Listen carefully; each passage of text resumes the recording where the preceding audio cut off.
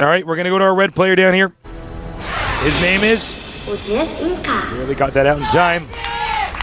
Up here at the top right. We have... But definitely an underdog, but did play pretty well that previous game. Aya. And the map, it is Delta Quadrant. This map, Terran vs. Protoss, we've seen some really interesting games on it. A lot of early pressure we do end up seeing here. Now remember, Aya's had a pretty tough time so far. And well, let me actually get the game clock on for you guys real fast, like, as you requested. Let's see, where is it? Show game timer. Show game timer. All right, there you go. Keep us posted, guys. All right, getting back to the game. Aya had a pretty tough time. Mouse drivers weren't working at the start. That's going to be a little bit stressful. Second game, he actually gets ahead due to a blunder by InCa. Yeah. And then manages to lose it. Yeah, it's... Despite scanning constantly, by the way. Yeah, no, he did some things very well. But then again, of course, we saw a lot of mistakes. Nice harass with the probe here. Always annoying for the Terran player who has to send that SCV out to build his buildings. 1 mineral less. Of course, it does look like the mineral that the SCV carries does look like the trophy you get at GOM here. Yeah, it does. It does. It actually looks like a mineral. Think about that. Well, it's hard to make a trophy out of Vespene gas, Tasteless. That's true. Being a gas and all. That's true. That should be pretty cold to turn Vespene gas into a solid. Terran is now going to scout with the SCV that was attacking. And let's see if he goes to the bottom right here. Getting inside your opponent's base. So he is rallied that way. Checking the watchtower on the way. Very smart. Yep. And a Zealot rallied up there. A couple Zealots. Going to see if he can harass a little bit. Looks like the entrance is walled in. Getting Zealots out like this early on means you're going to get your stalker out a little bit later, as the cybernetic score is only just starting. And the probe does go down. You know, I was going to say a really cool thing you can do if you have the probe in the base and Zealot on the way is, well, yes, to chase away. But anyways, the cool thing you can do is you send the probe away from the wall and it harasses the mineral line, and the Marine wants to go back to attack it, but the Zealot keeps him at the front or it attacks the depot. Yeah, that is some high-level stuff that you just said right there. That's for people who really know how to micro, those people at home. Yeah. Have to have good multitasking for stuff like that. Terran getting the reactor and getting another barracks. Does look like Aya does enjoy that double barracks play. Double barracks a little bit stronger in a map like this because they are so close. Yeah. So much closer. I shouldn't say they're so close, but yeah, no, it's not the closest map by any means, but it's a nice little rush distance. You can definitely put on a lot of heavy pressure early. And if they don't make enough sentries, that can spell doom for Protoss. All in caps lock. Yeah. Doom. Meanwhile, our Terran player just checking around. He wants to see, is my opponent hiding a pylon, maybe making void rays? Or even like tech, that? possibly, yeah. Yeah. Of course. Of course, proxy pylon's so much scarier in this game because of the warp-in feature. Makes the DT rush a lot quicker. Marauders coming out. Barracks up. I like that he's making a bunker right now. Therefore, he doesn't have to show his Marauders. He can trick him into think he's doing something else. Yeah, that's very true. As long as he has that bunker. In fact, it may make him think, uh-oh, this guy must be going Banshees or something. He has a bunker. He must be teching. But actually, you can just sell that afterwards. Yeah, for full price. And now he can even expand as well if he wants to. That's right. 3 barracks here. But or 3 gateway, rather. Excuse me. In fact, 4 gateway. Yeah, take a look at here. Plenty of gates for InCa. And this is actually the map that we saw. Ooh, look at that. Exactly. This is the map that he really feels comfortable on, InCa does. Now he's going to see that. That's kind of important. If he can actually kill this is going to mess up some of the strategies that he had planned for this map. He doesn't even cancel it. That's actually really great. Okay. That is actually part of the strategy that InCa had planned, to just pressure from all fronts. But right now there's a bunker at the front, a pylon at the back, and best laid plans of InCa, just like against Fruit Dealer, may not be coming to fruition. Well, InCa going to go and he's going to get a Twilight Council. Yep. Maybe Wants get to get Blink, some DTs in there, or man. possibly even try to get Zelt Legs. All 3 of those are options. Yeah, there's a lot of options available to me. Could even go for High Templars. Yeah.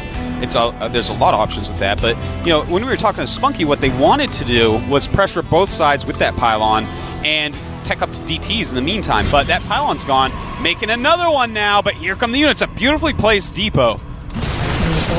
And InCa actually seems to be thrown for a loop a little bit as to how to counteract this. He practices one strategy, and it looks like he may not be adjusting correctly. Oh, nice!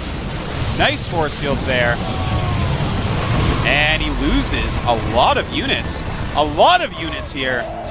And InCa, I don't know, man. It seems like he really wants to follow this strategy. I feel like he's almost over-investing in it. Look at that! Gonna lose a sentry as well. 2 Stalkers, a sentry, and a Zealot. I wish we were seeing a little bit more flexible play here from InCa. Yeah, he's kind of stuck on just this one strat. It looks like he just wants to force his way in no matter what. Really, InCa. Yeah, this is a little bit overkill here. Now he's going to try to go for the front. But honestly, our Terran player is having none of it. Yeah, he's not letting that in, InCa. Sorry, buddy, but you need to actually think about what you're doing for a moment and switch your strategy up. He is just completely stuck on this. Okay, he's got a medevac now. Oh, take a look here. Will we be seeing some sort of draw? Because he has got that bunker at the front. It's going to be very hard for InCa to actually break in. Well, he's definitely thinking about it. He did scan there. Now, we do have some Dark Templars that are warping in right now. There they are. Cloak being made for our Terran player. Awesome. And he's attacking the front here. This is a big attack. And he's going to have to scan, man. There we go. Nice scan. Kills both Dark Templars. And he's going to want to rebuild those bunkers ASAP. He's making a Raven. He does have the Banshee tech as well. And Banshee tech against Dark Templar tech is amazingly good. Oh, you can't even stop it, actually, because there's no way to spot the Banshees. You don't have a robo. Yeah. And another DT going up to harass. And he's just going to let that DT do what it will to some of his units here, not letting it through while he waits up for another scan. And the Raven may, in fact, be waiting for the Raven to pop out. Raven almost out now. And there it is. The DT's killed off. Meanwhile, another DT over here. All right, this is not looking too good for InCa, I have to admit. He's got really good probe saturation. If we take a look at the unit counter, 37 probes against 27 SCVs, but definitely the tech is on the side of our Terran player, the Banshees, I think, are going to be so crucial. Oh, the Banshees are going to change everything. They're going to get over there. There's nothing really to spot for cloaked units. No robotics being made yet, so... Yeah, nothing. I mean, that's it, man. If he has no robotics and a couple of Banshees go over and cloak, that is bad news. He can either kill probes, he can take out sentries, or even stalkers. And whatever he takes out, it's just going to be hard to hold any attacks that Aya brings. Still no expansion here for the Terran, but that may not matter in a minute. No, I think he's definitely just going to try to kill his opponent. All right, here we go. This Banshee's going to really make InCa upset and scared. Yeah, he only has about 70 energy. He is making a robo. But there's still a lot of time. And here it is. Here it comes.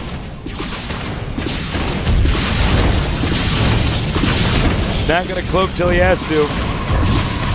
If he doesn't cloak, it's going to be terrible. Okay, he does cloak. 6 kills. Yeah, and InCa cannot be happy about this Banshee having... Wow. It's doing so much damage, actually. What are you doing? What are you doing, targeting he needs to kill the probes. I think he's scanning. He's afraid there might be observers, even though he saw the robo there. Oh, here it comes! Stimming in, and InCa is in a lot of trouble. The Banshee hitting units from behind, and InCa, he may be losing this game. Wow! Point defense shown out. That InCa was a falls. Great game. Actually, total upset there. You know, the problem for InCa was he just got stuck on that strategy. He did. He just couldn't get out of it. He showed no flexibility is the problem. Yeah. Really, when you lose that first pylon, I think that's the first time that you're like, okay, this might not work. I understand trying the second pylon, but when the Terran is so on top of things that he goes down and kills it immediately, and then you continually try, and you bring all your units up, you start losing units trying to defend that pylon warping in, That is overboard, man. Well- he obviously has 2 barracks. You're not going to break in there. Well, the thing is, it's like so transparent. It's like, obviously, I'm trying to get something in your base. Yeah. You know what I mean? It wasn't like he did it once. It's like deflected. It's like, okay, plan B, plan C, plan D, plan E. It's like, no, I got to get this pylon up.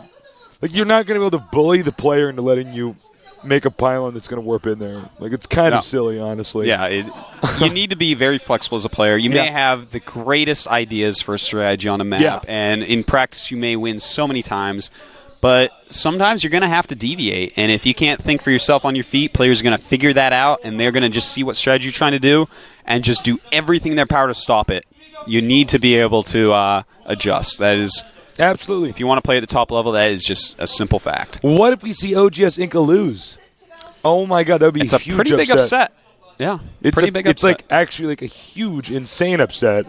I can't believe I even saw him lose one game. Considering this, last season he got so far without even like losing, any games until he got to the semis. You know what I mean? So this is really impressive. Game number 3 coming up here in a minute. So let's get ready.